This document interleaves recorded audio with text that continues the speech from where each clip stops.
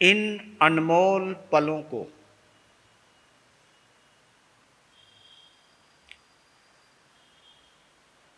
अपनी अनंत पुण्यवाणी का पुरस्कार मानते हुए, इनाम मानते हुए, आह्लादित होते हुए, आनंदित होते हुए ये अनुभव करें कि मेरी जिंदगी के सुनहरी पलों में ये सबसे सुनहरी पल है जब हम श्रुतदेव श्री उत्तराध्ययन सूत्र के माध्यम से हम तीर्थंकर की जिन वाणी से तो जुड़ते ही हैं, लेकिन इस वाणी के माध्यम से हम अपने आप से मिलते हैं, हम अपने आप से मुलाकात करते हैं। हमारी आत्मा में छिपी हुई या छुपी हुई जितनी भी विशेषताएं हैं उनसे अवगत होने का दुर्लभतम अवसर प्राप्त हुआ है। हमारी जीवन की जो कमजोरियां हैं, हमारे जीवन की जो भी बुराइयां हैं, उनको समझने का मौका मिल रहा है, क्योंकि बुराइयों का ज्ञान हो जाए, आत्मा का ध्यान हो जाए तो जीवन का कल्याण हो जाए। क्योंकि जीवन का या आत्मा का कल्याण करने से पहले बुराइयों का ज्ञान होना जरूरी है और आत्मा का ध्यान करना जरूरी है।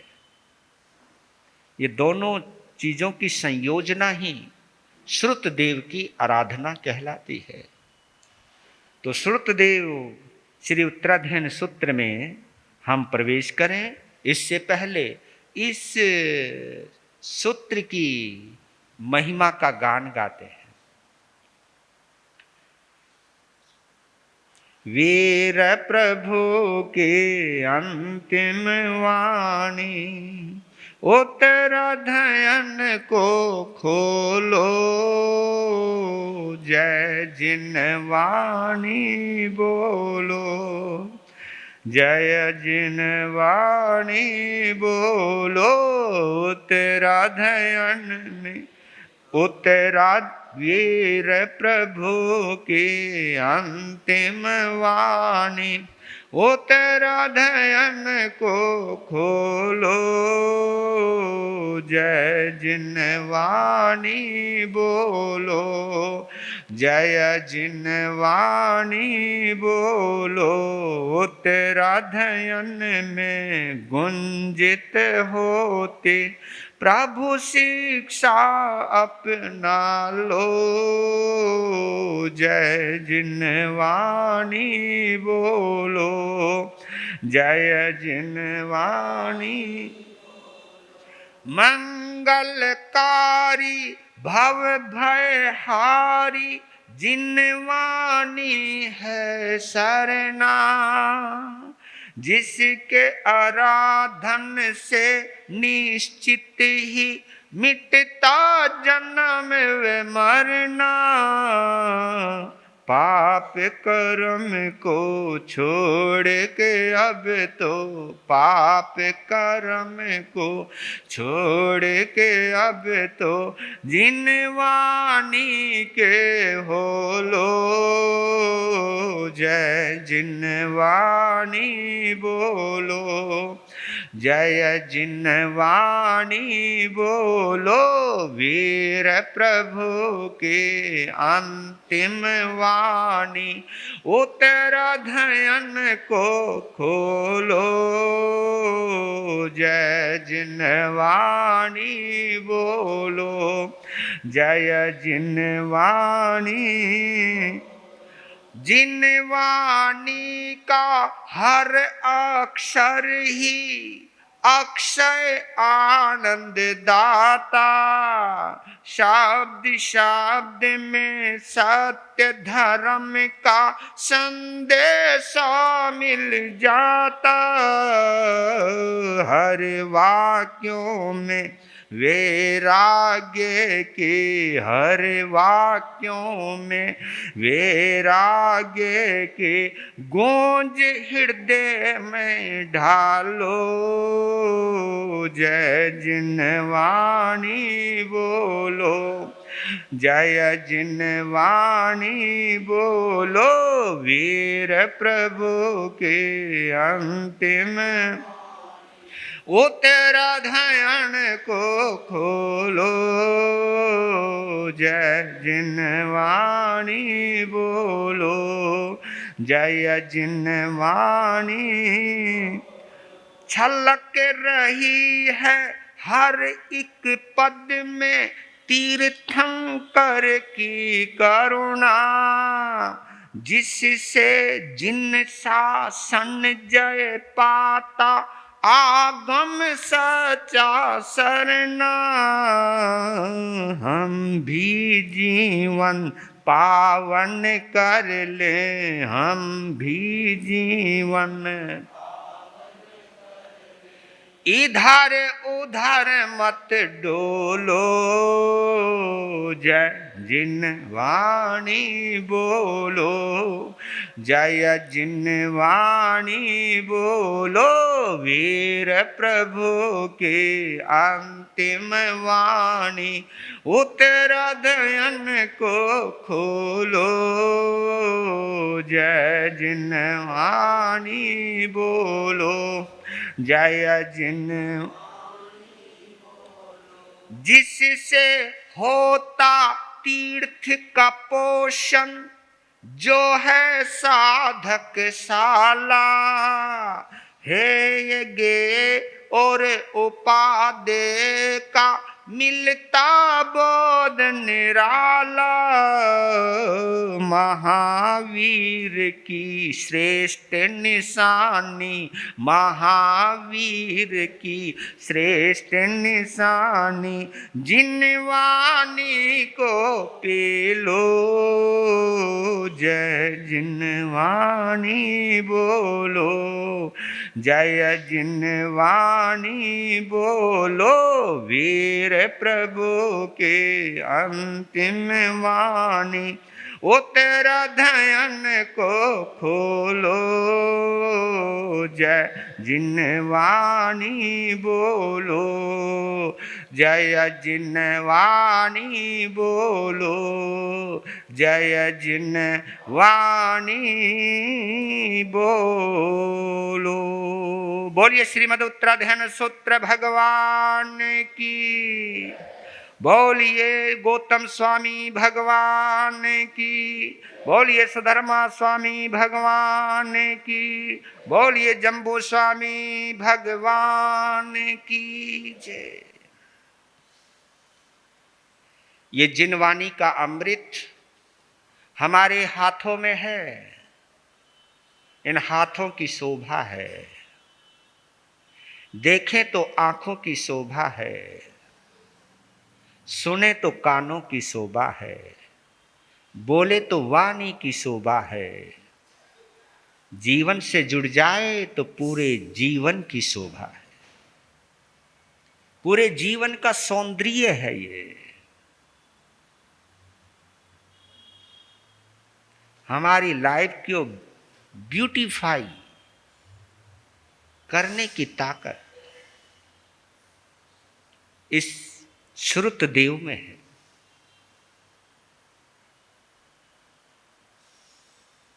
सनातन परंपरा में जो महत्व भागवत गीता का है,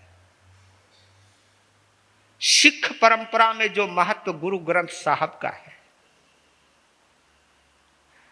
मुस्लिम धर्म के अंदर जो महत्व कुरान का है, ब्राह्मण संस्कृति में जो महत्व वेद और पुराण का है,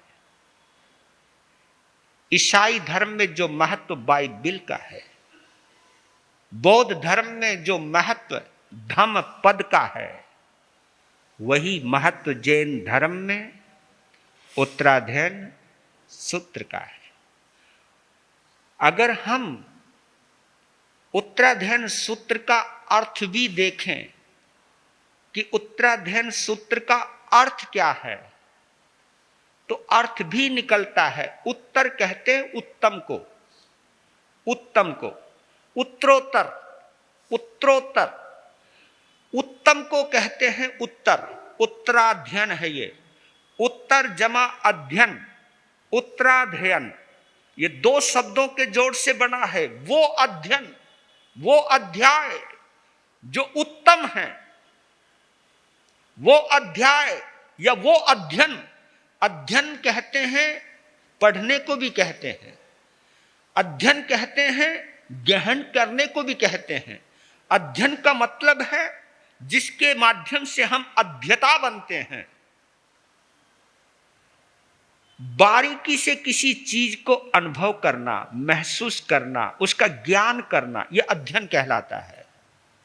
और इसका अध्ययन करना यानी इसको पढ़ते पढ़ते, इसको सोचते सोचते आपके अंदर उत्तम भाव आने प्रारंभ हो जाए। जो भी इस आगम को उत्तम भावों से पढ़ता है, डूबता है, गहनता से अनुभव करता है, या इसके भावार्थ को, इसके सूत्रार्थ को ग्रहण करता है, तो भाव में निर्मलता आती है, आंतरिक पवित्रता होती है। और पवित्रता, उत्तमता हमें उच्चता की ओर लेकर के जाता है, उच्चता की ओर लेकर के जाता है, हमें ऊंचा बनाता है, सोच से भी, विचारों से भी और आचरण से भी। क्योंकि ज्ञान जब, बोध जब उत्तम होता है, तो उत्तम बोध हमारे जीवन से जुड़ जाता है। और जो बोध हमारे जीवन से जुड़ जाता है, वो बोध हमें बोधि की तरफ लेकर के जाता है। बोधि से जब जुड़ जाता है, तो फिर वो संबोधि की ओर लेकर के जाता है। जब हम संबोधि से जुड़ जाते हैं, तब जाकर के जीवन में समाधि आती है। और जब हम समाधि में जुड़ जाते हैं, तभी इस संसार की समस्त आधि, व्याधि, उपाधि की समापन होता है और जीवन, ये आत्मा सिद्ध गति को प्राप्त करता है। कितना जबरदस्त है इसका लॉजिक, कितना गहनता है इस उत्तराध्ययन सूत्र के अंदर।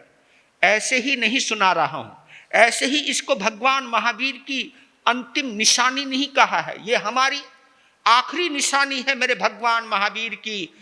यानी निर्वाण होने से पहले एक नहीं, दो नहीं, लगातार 42 घंटों तक, 48 घंटों तक, कितने 48 घंटों तक लगातार देशना देते रहे। यहां तो हम 1-2 घंटे में थक जाते हैं बोलते हुए भी, और दूसरा तुम बोल दो, हाँ सुनते हुए भी। और मैं बताऊं असली, मैं बोलते हुए नहीं थकता, तुम थक जाते हो सुनते सुनते, है ना। हम भी नहीं सुने जी, नहीं हम भी नहीं थकते जी। वेरी गुड, धन्यवाद, वेरी गुड, ये अच्छे भाव हैं। तो लीजिए, 9वां अध्ययन है नमी पवज्जा। 9वां अध्ययन नमी पवज्जा, नमी प्रव्रज्या। ये भी अमृत कुंड है, अनुभव करेंगे। नमन करें अपने अमृत कलश को।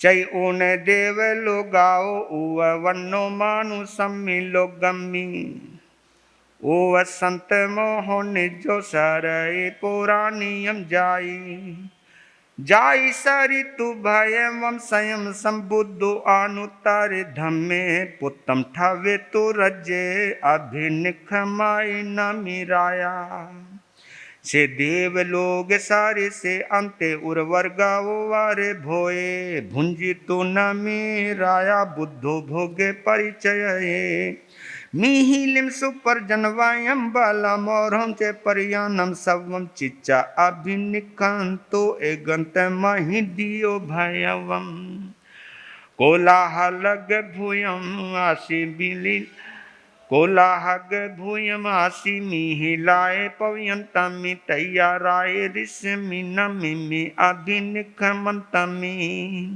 अबुठियम राय ऋषम पवज ठान मुत्तमम सको महान रुवेनम इमं वयनम भवे किन्नु भो अजमिलाए कोलाहलग संकोला सुवंते दारुण सदा पासा ए सुगी है सुये एयमठम निसामिता है उकारण चोइयो ताओ न मिराय ऋषिन देविंदम इन मबवे मिहिलाए चाहिए बच्चे छिय छाए मनोरम पत पुप फलो वे बहुनम बहुगुण सया वायन हिरमानमि चेयमि मनोरम दुहिया ऐसरनाता एक दंती दुभगा एयमठवनि सामिता है ओ कारण चोइयो ताओ न मिराय ऋषिम देविंदो इन मबवी एस अग्गिये वावुये एम डज्जई मंदिरम भयवम अंतेउरम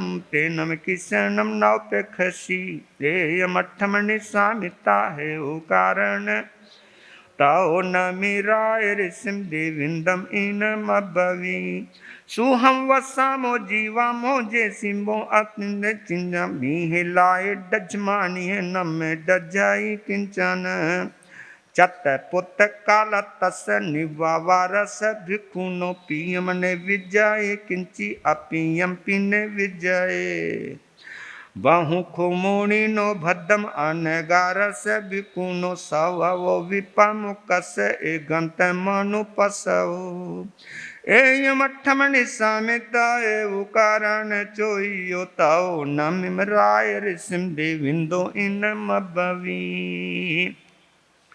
पागारम कार इतानम गोपुरट्टागानी ये उसुलग सायक घियो तवो गच्छसि खतिया एयमठमनि सामिता है ओ कारण चोइयो तवो नामी देविंदम इनम भवी सद्धम नगरम किच्चा तव संवर मग्गलम खंति निवुन पागारम तिगुतम दुपधन सयम धानुम पारम कामम किच्चा जीवम चे ईरियम सयाधीन चे कयनम किच्चा सच्चे न पाली मंथाए तावे नाराए जुतेन भेतुनम काम कंचुयम मुनि विगए संगामो भावावो परिमुचाए एयमठमनि सामिता है ओ कारण चोइयो ताओ न मिमराय ऋषिम देविंदो इन पासाए कार इतानम बद्ध ज्ञानी ये बालग पोइया ओ ये ताओ गच्छसि खतिया एयमठमनि सामिता है ओ ताओ न मिराय ऋषिम देविंदम इन मब संशयम खालु सुकुनई जो मग कुनई घरम जथे व गंतो मिच्छे जा तथे कुवे जे सासयम एयमठम निसामिता है ओ ताओ न मिमराय ऋषिम देविंदो इन मबवे आमो सेलो में हारे ये गंठी भेय ये तकारे नगर से खिमं कौनम ताओ गच्छसि खतिया अमठमनि सामिता है ओ कारण चोइयो ताओ नमि देविंदम इन मबवी असाई तुमानु से ही मिच्छा दंडो पंजु जय आकारी नोथ वजंती मुचाई कार गोजनो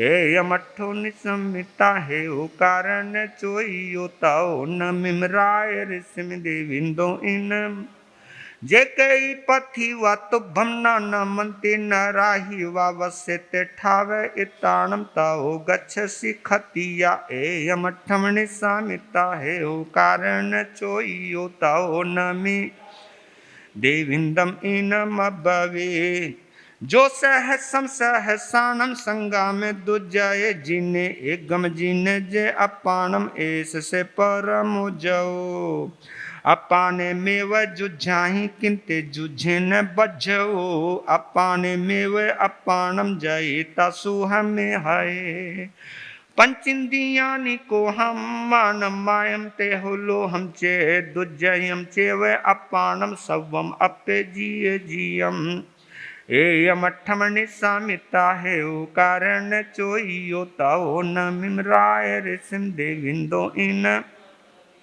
जाइता विउल जन्ने भोइता समन माहन दच्चा भोचाय जिठाए ताओ गच्छसि खतिया ए अमठम निसामिता है ओ कारण चोई ताओ न मिराय ऋषिम देविंदम इन मबवी जो सहसम सहसानम मासे मासे गावम दाए तस्सा विसंजामो से ओ अदिंति से विकिंचन ए यमठम निसामिता है ओ कारण ताओ न मिमराय ऋषिम देविंदो इन मबवी घोरा समम चैतानम अथ पतसी आसमम इहे वे पोस है रहो भवाही मनु याही वा ए यमठम निसामिता ए ओ ताओ न मिराय ऋषिम देविंदम इन मबवी मासे मासे तू जो बालो कुश घेनम तो भुंजाए न सुसूय खाए धम से कलम अगही सोलिसिम ए मठम निसामिता है ओ कारण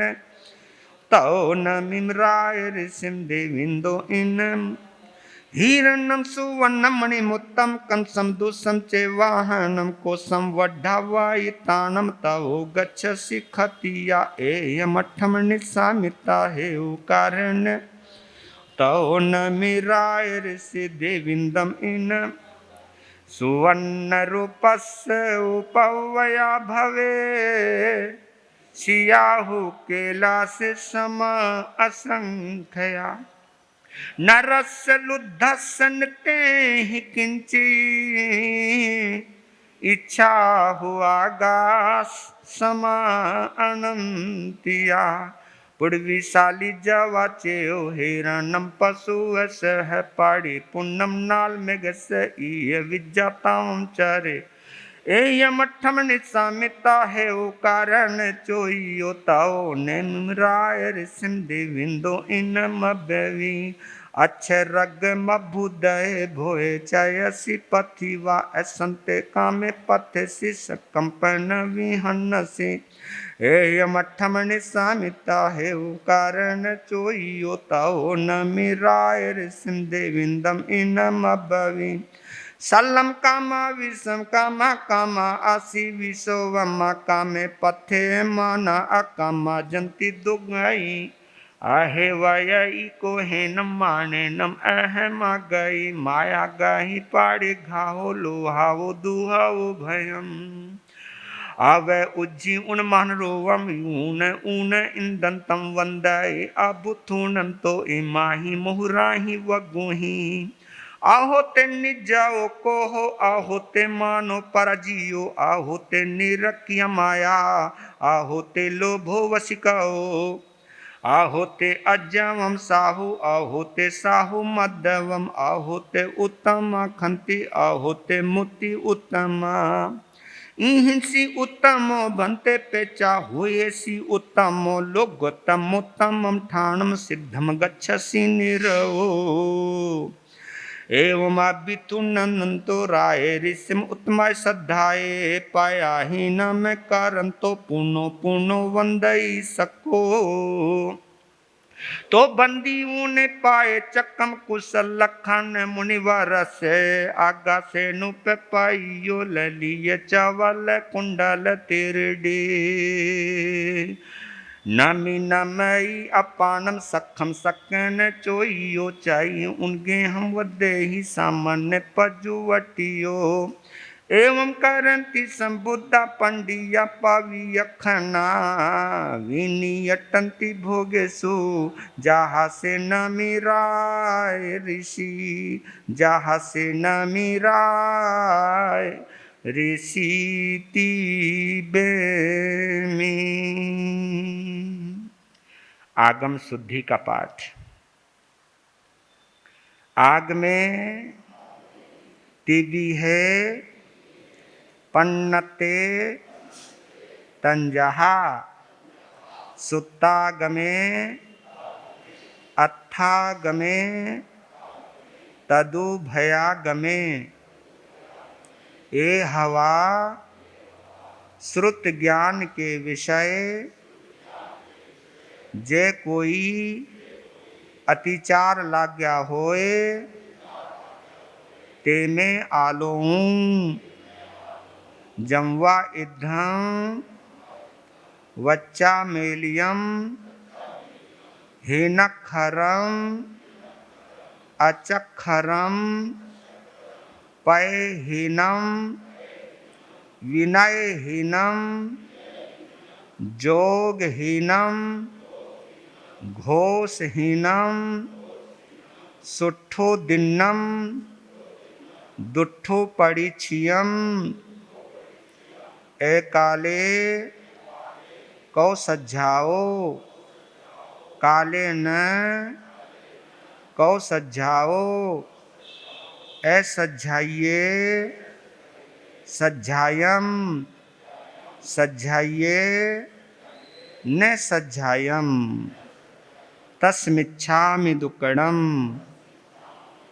तस्मिच्छामि दुक्कडम, तस्मिच्छामि दुक्कडम।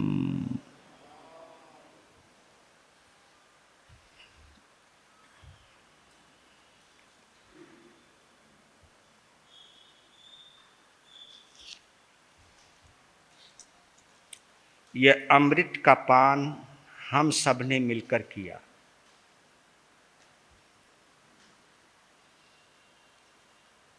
ये मूल वाणी का पाठ किया आपने, अब जरा हिंदी का आनंद लेते हैं। प्राकृत भाषा जिनको आती है वो समझ सकते हैं, या इस भाषा को देवता समझ सकते हैं।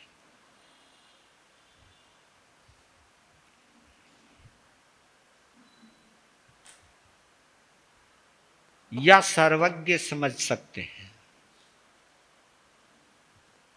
जिनको भाषा आती है वो समझते हैं। देवताओं को तो ज्ञान अनुभव अपने आप होता है, उनको सीखना नहीं पड़ता है, क्योंकि 3 ज्ञान के धारी हैं। वो जन्म से ही उनको ज्ञान होते हैं। रही बात हमारी और तुम्हारी, हमारी तुम्हारी जो कॉमन भाषा है हिंदी, अब इस 9वें अध्ययन को, जिसका नाम नमी प्रव्रज्या है, प्राकृत में इसको नमी पवज्जा कहते हैं।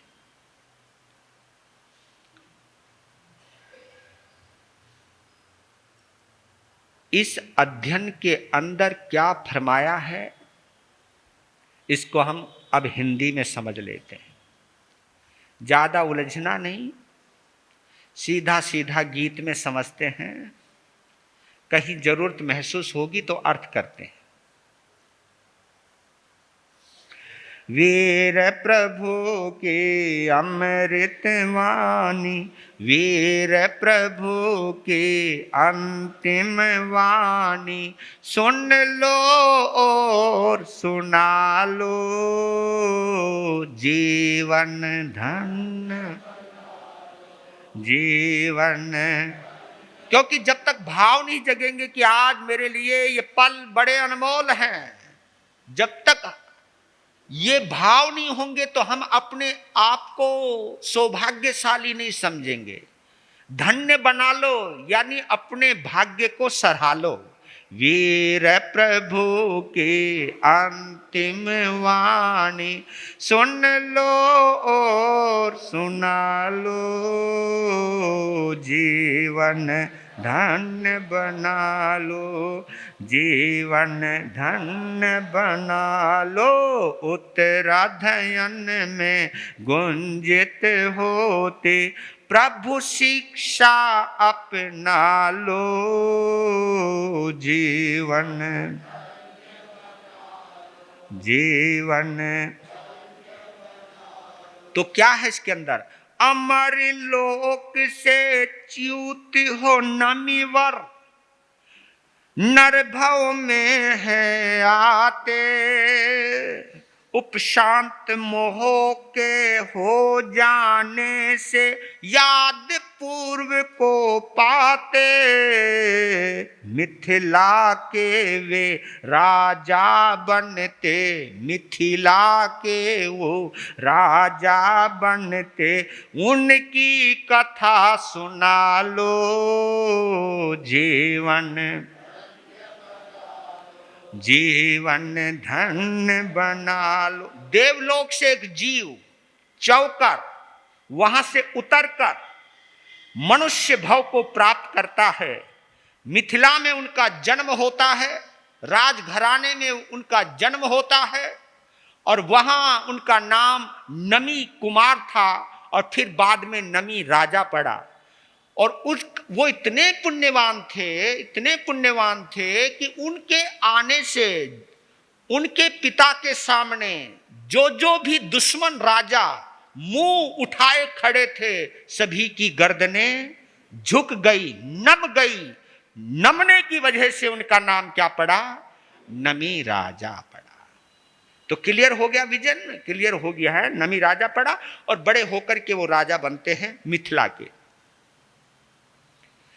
दारुण ज्वर से ग्रसित हुए नमी, घोर वेदना पाते। सभी दिन एक जैसे नहीं होते हैं।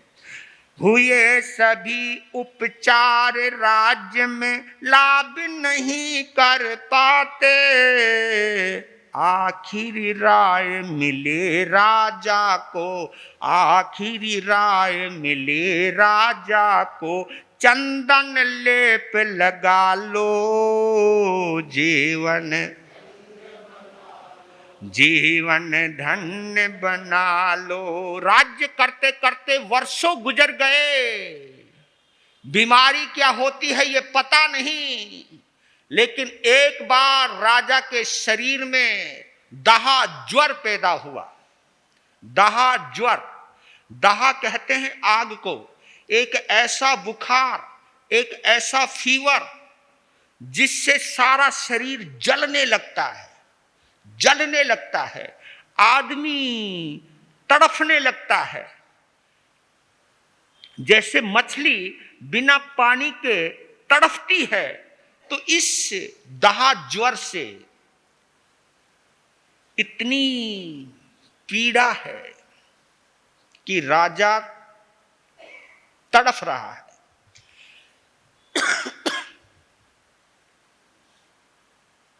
और मालूम है ये तड़फना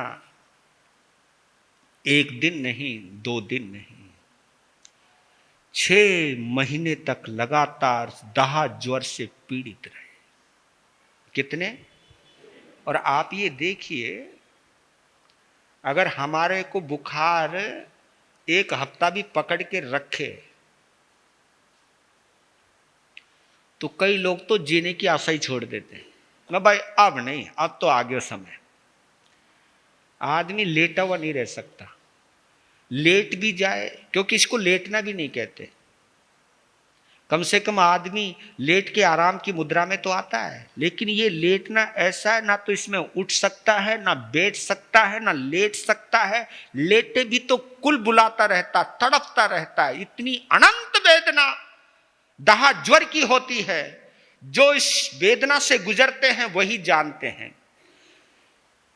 हम लोगों का बुखार अगर 103, 104 तक पहुंच जाए तो क्या हाल होता है शरीर का।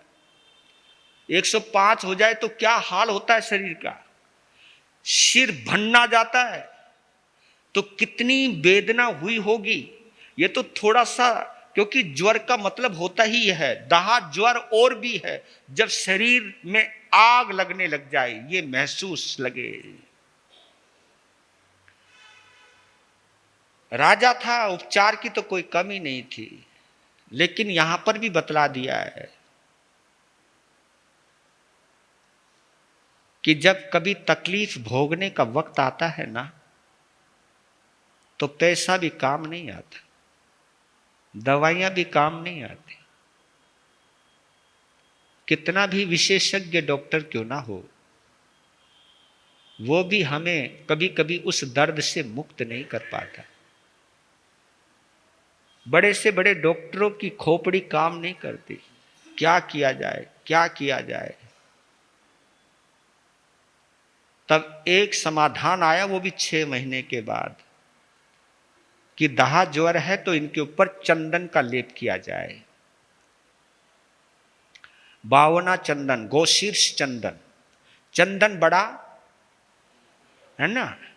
आपके आज के समय में तो कोई लोग जो छोटा मोटा बुखार चढ़ता है 102 103 होता, तो आप पानी की, कभी बर्फ की पट्टियां करते हो,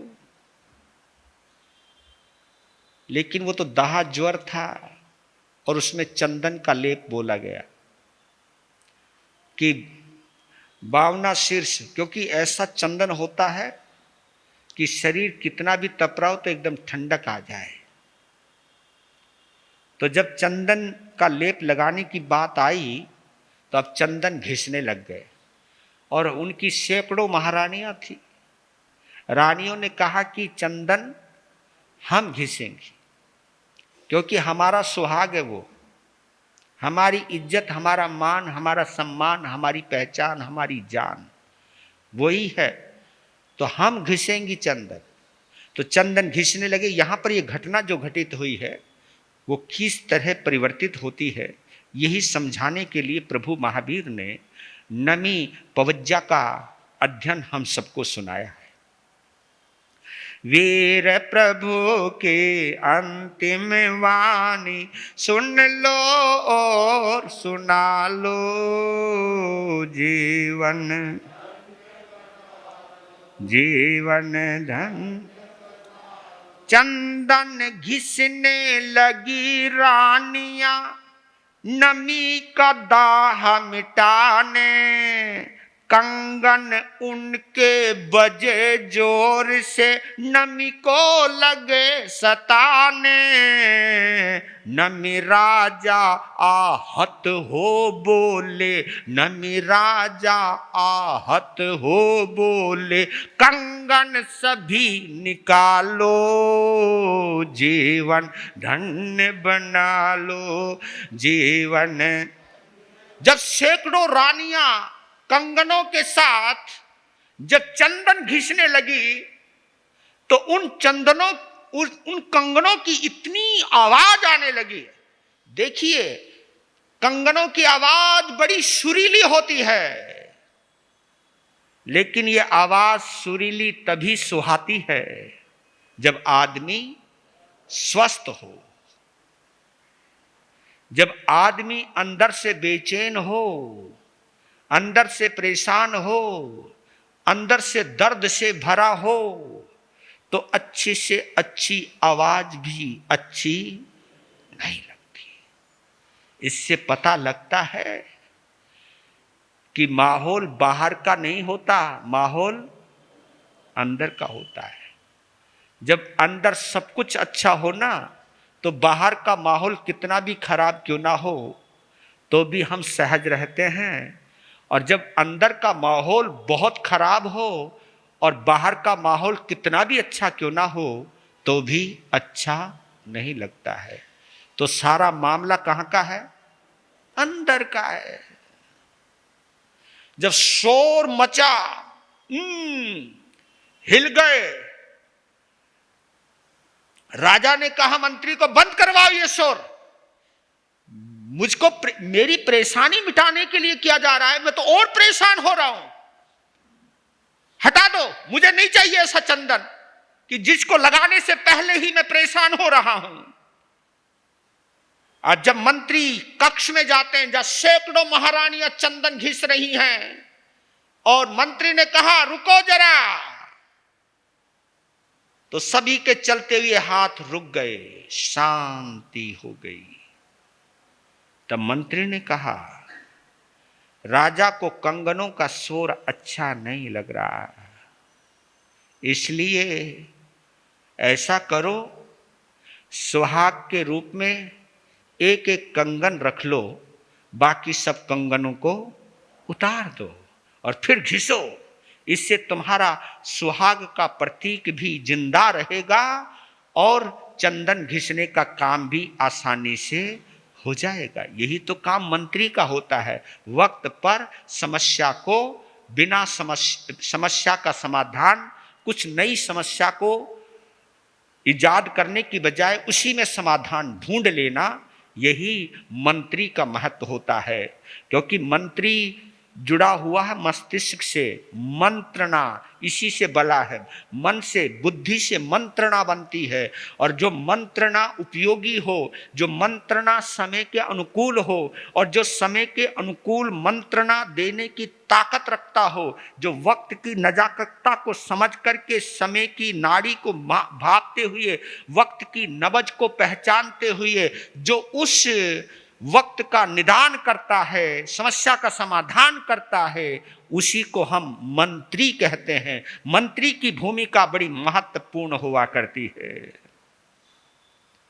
तो ये जब सुझाव आया, इक इक छोड़ सभी ने अपने कंगन सभी उतारे, बंद हुई आवाजें सारी नमीन भाव संवारे, जहां भीड़ है, जहां भीड़ है द्वंद्व वहां है, जहां दो है द्वंद्व वहां है, एकत्व भाव जगा लो, जीवन धन्य बना लो, जीवन धन्य।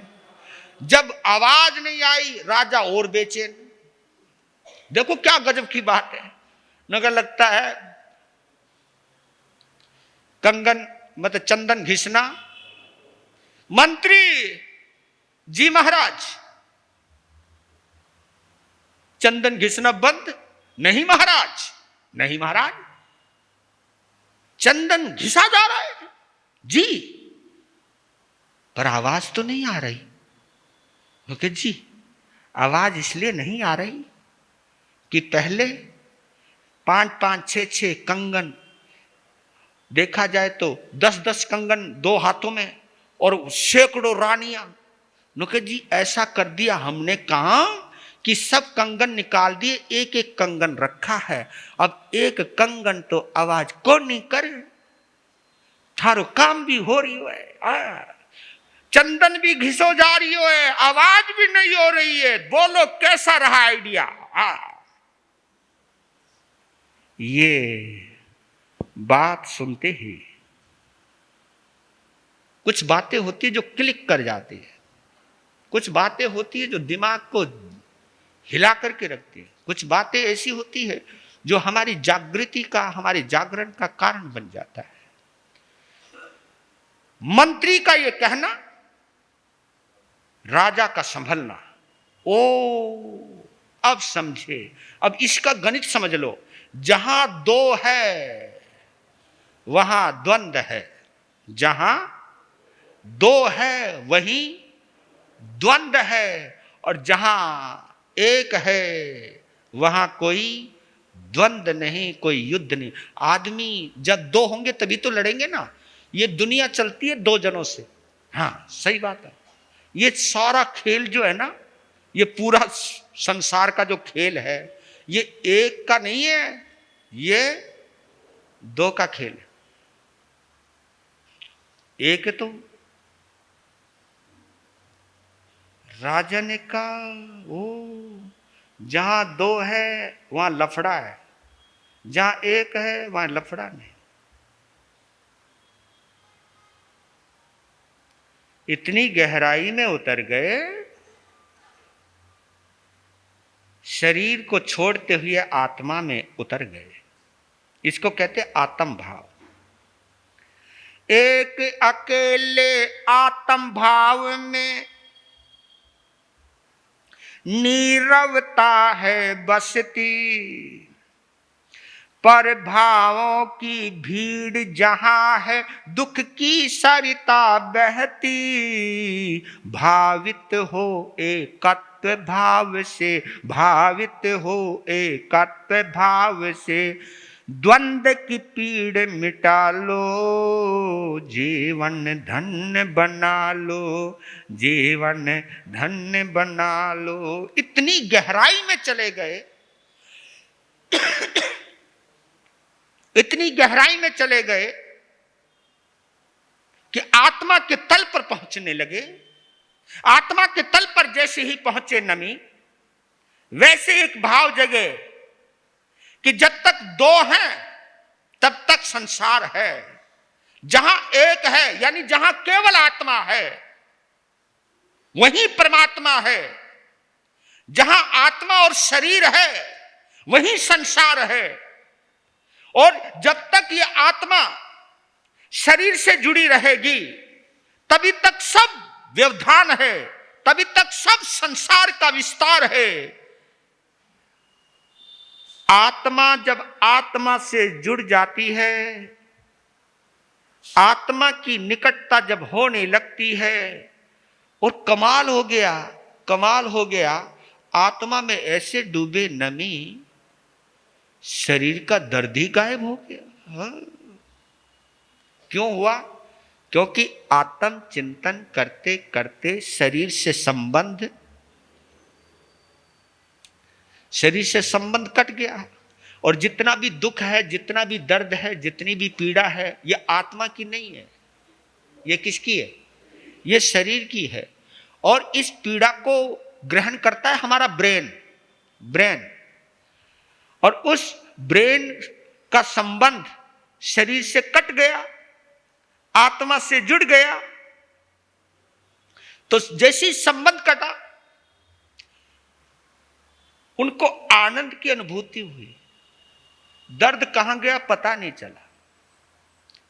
तब पता लगा संसार में रहूंगा, शरीर से भी रहूंगा, महलों में रहूंगा, परिवार में रहूंगा, संसार में रहूंगा, भीड़ में रहूंगा, दर्द में रहूंगा। दर्द से निकल जा। दर्द से निकलने के लिए दर्द के कारण छोड़ने पड़ते हैं। और जो जो भी दर्द के कारण हैं वो शरीर है, संसार है, कर्म है। आत्मा इन सब से अछूता है। और देखिए, ये एकत्व की जो भावना है, इसी को हमारे जैन आगमों में भेद विज्ञान कहा है। क्या बोला है? ये बहुत गजब की है। भेद विज्ञान है। ये भी एक विज्ञान है। भेद करना। किसमें भेद करना? शरीर में और आत्मा में। और ये भेद क्या कहलाता है कि मैं कौन हूं, मैं क्या हूं।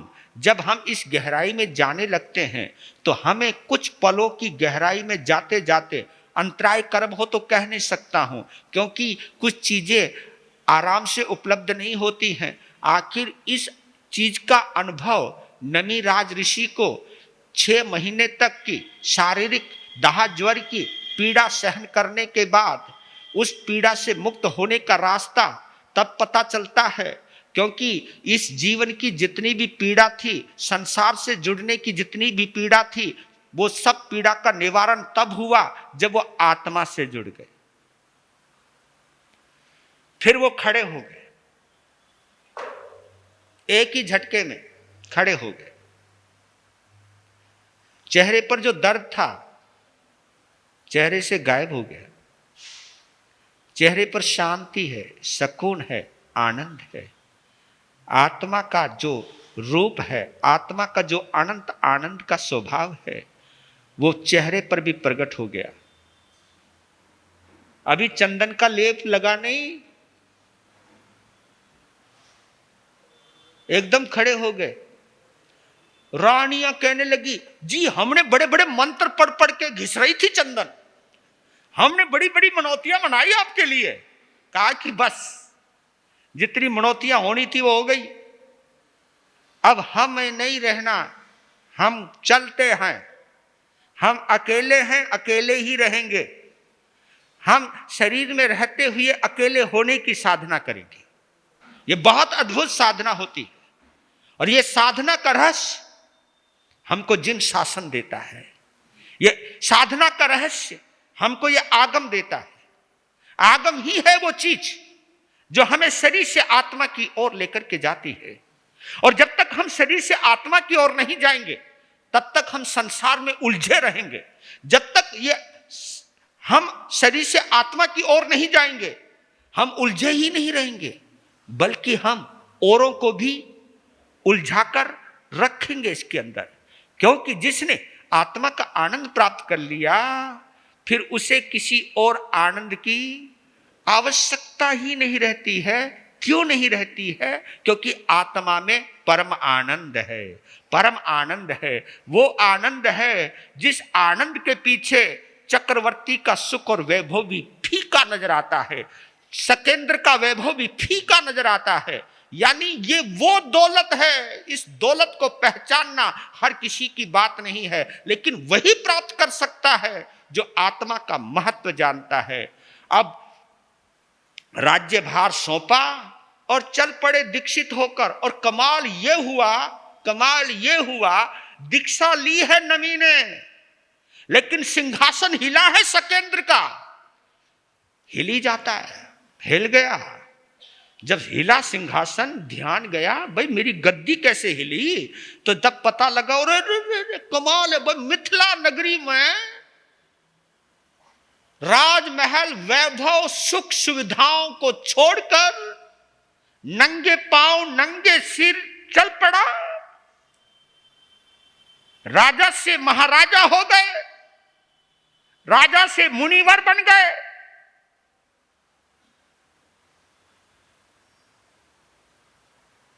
एक बार सोचा, फिर इतने परीक्षक बनकर, परीक्षक और कोई नहीं बना, स्वयं इंद्र बना है। परीक्षक समझते हो आप? परीक्षा करने वाला, एग्जामिनर, कि देखो तो सही दीक्षा इन्होंने, वेरी गुड, क्या बात है, दीक्षा इन्होंने शरीर के तल से ली है या मन के तल से ली है या आत्म के अनुभव से ली है। ये कई चीजें हैं, ये आप इन चीजों का, इस लॉजिक को वही समझ सकता है जो आत्मज्ञानी है। शरीर, मैंने बार बार बोलता हूं, शरीर जो है वो संप्रदाय की पूंजी होती है। शरीर, क्योंकि संप्रदाय की पूंजी है, ये फला संप्रदाय का साधु, ये फला संप्रदाय का साधु है, तो जो वेश है, जो परिवेश है बाहर का, ये किसी न किसी संप्रदाय की पूंजी है। पूंजी यानी पहचान है। लेकिन इसके भीतर भी एक चीज होता है मन, और मन के पार होती है आत्मा। क्योंकि मन मोह से जुड़ा हुआ रहता। गौर कर लेना, यहां खेल दुनिया में इस समय जो पंचमारे में खेल चल रहा है ना, ये मन और तन का ही चल रहा है।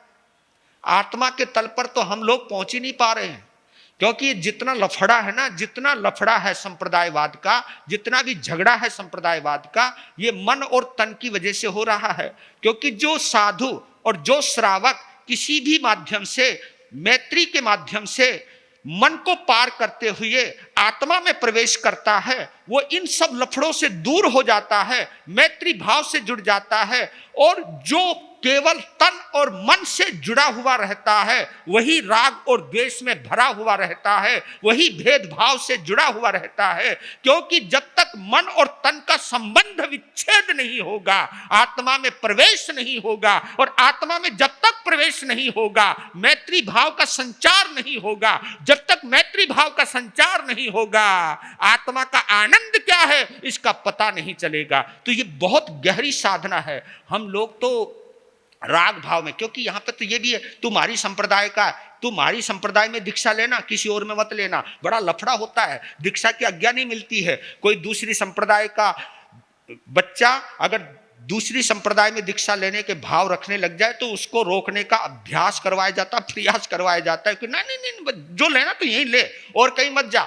ये जो चीजें होती हैं ये तन और मन से जुड़ी हुई चीजें रहती हैं, लेकिन अंदर का आनंद आत्मा से जुड़ा रहता है। तो सोचने लगे कि जरा देख तो लूं, बंदा महल को छोड़ के चल दिया एकदम, इसने शरीर का बदलाव किया है या मन से बदला है या आत्मा से ही बदल गया। तो इन तीनों चीजों को परखने की ताकत आम इंसान में तो नहीं होती। किस में है? इंद्र में है। क्यों है? क्योंकि उसके पास कोई अनुमान प्रमाण नहीं है, उसके पास प्रत्यक्ष प्रमाण है, अनुमान नहीं है उसके पास।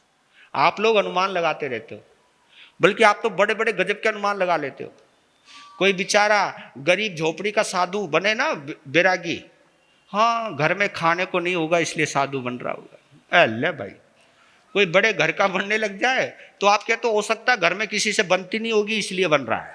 पर तुम्हारी अपनी अपनी डेफिनेशन होती है, लेकिन वहां कोई अनुमान नहीं है, वहां प्रत्यक्ष प्रमाण है। वहां इंद्र खुद ऑब्जर्व कर रहा है और पहुंच गया। और ब्राह्मण इंद्र किसका रूप बनाता है? ब्राह्मण का रूप बनाता है। हाँ, ब्राह्मण कहते हैं जागृत आत्मा को। एक जागा हुआ ही किसी जागृत व्यक्ति से प्रश्न कर सकता है, हर कोई किसी से प्रश्न नहीं कर सकता। नहीं तो इंद्र भी तो सब प्रत्यक्ष रूप से आ सकता था। ब्राह्मण का ही रूप क्यों बनाया? ब्राह्मण का रूप इसलिए बनाया क्योंकि ब्राह्मण ज्ञान का प्रतीक होता है। तो उसने कहा कि मैं ब्राह्मण का ही रूप बनाता हूं और जो सवाल है दुनिया के उन सवालों को उठाता हूं। अब सवाल जवाब है, सवाल जवाब तो कई हैं, सारे तो मैं नहीं सुना पाऊंगा, लेकिन जो भी हैं अब देखते हैं। इंद्र ने पूछे प्रश्न नमी से, विप्रवेश में आकर प्रेरक उत्तर दिए ऋषि ने, करके सत्य उजागर उनके समाधान को सुन लो, सुनकर भरम मिटा लो, जीवन धन्य बना लो, जीवन धन्य बना लो, वीर प्रभु की अंतिम वाणी सुन लो सुना लो, जीवन धन्य बना लो, जीवन धन्य बना लो। तो उन्होंने एक सवाल किया है वहां पर, क्योंकि जब राजा दीक्षित होकर के चल पड़े तो सारी मिथिला नगरी रोने लग गई। क्यों रोने लग गई? वो इसलिए रोने लग गई क्योंकि नमी राजा अपनी प्रजा को अपने बच्चों की तरह पालते थे।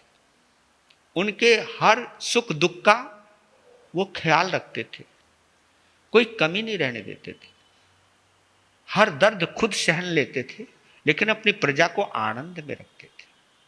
और जैसे पता चला प्रजा को कि हमारे राजा क्या हो गए, साधु बन गए, तो टेंशन हो गई। हाँ, टेंशन राजा को लेकर के या अपने को लेकर के? हाँ?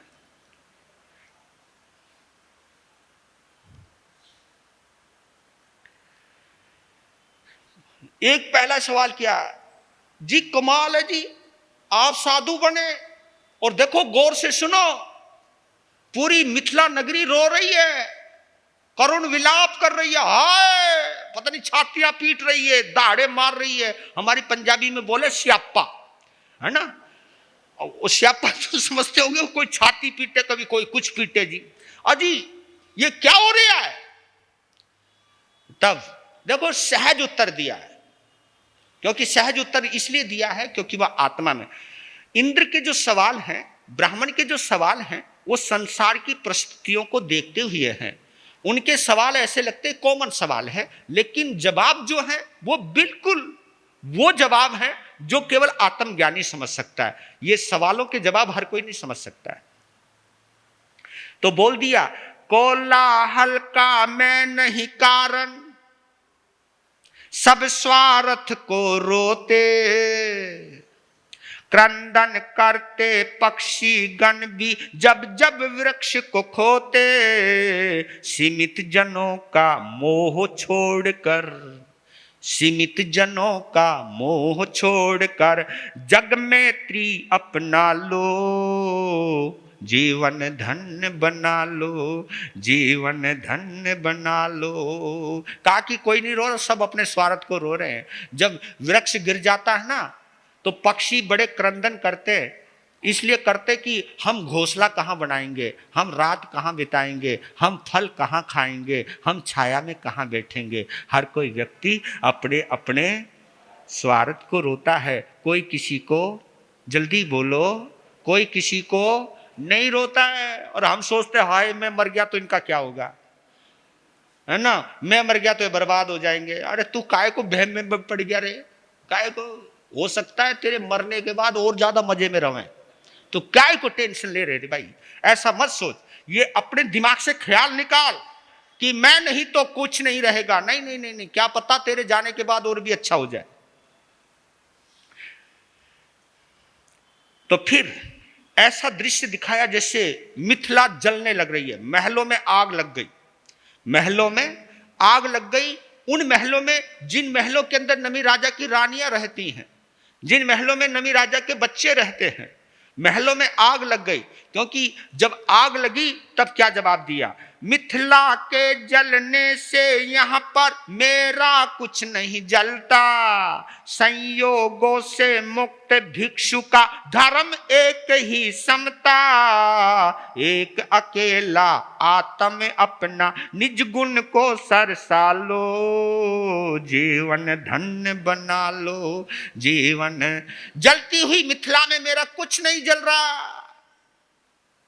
और ये एक और संदेश दे दिया कि मैं महसूस कर चुका हूं, जलते हुए शरीर में, दाह ज्वर था ना, जलते हुए शरीर में जैसे ही मैंने अपनी आत्मा में प्रवेश किया,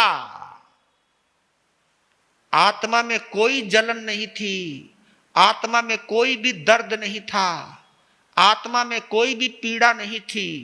पीड़ा तो शरीर की है। यानी जलती हुई मिथिला में मेरा कुछ भी नहीं जल रहा है। यानी ये आत्मा शरीर में रहते हुए भी शरीर पीड़ा में रहता है, लेकिन जैसे ही हम आत्मा में प्रवेश करते हैं पता ही नहीं चलता शरीर कब जल रहा है, क्योंकि उससे संबंध कट गया। इसलिए है ब्राह्मण, मेरा मिथिला में कुछ नहीं जल रहा, मैं आनंद में हूं।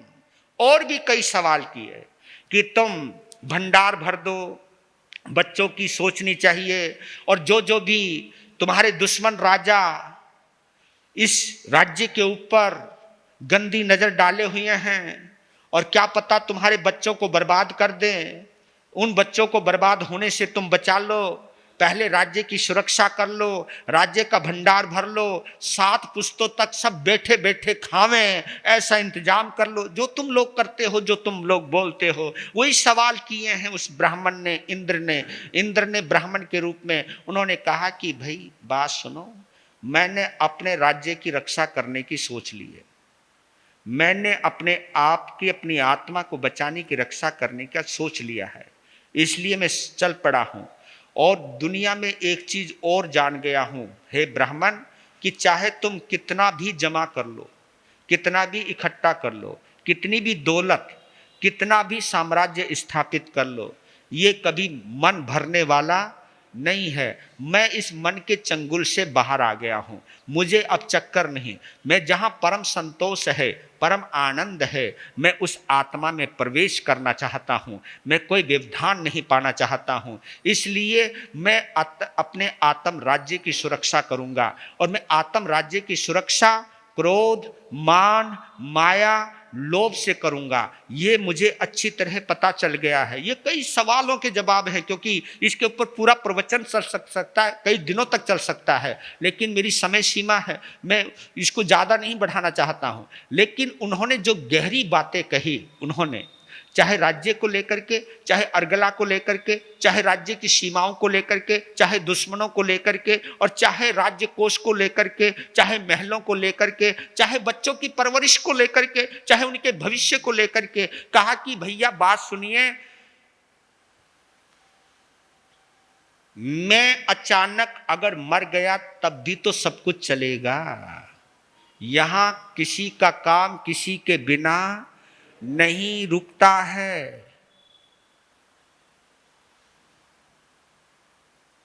तो मैं अपनी आत्मा में जीना चाहता हूं, परम आनंद को पाना चाहता हूं, और मैं इस दाह ज्वर का उपकार मानता हूं।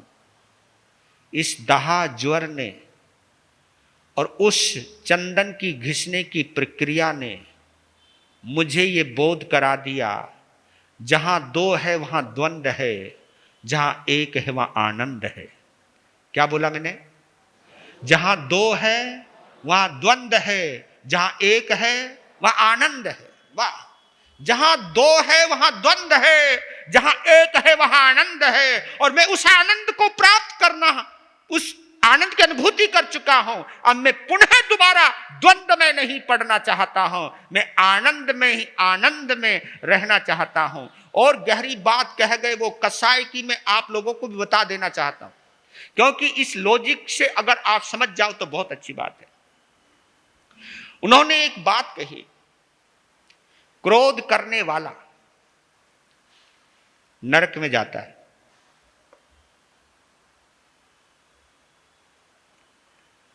अभिमान करने वाला अधम गति में जाता है। अधम यानी नीच गति में। अधम समझते होंगे, नीचे गति में।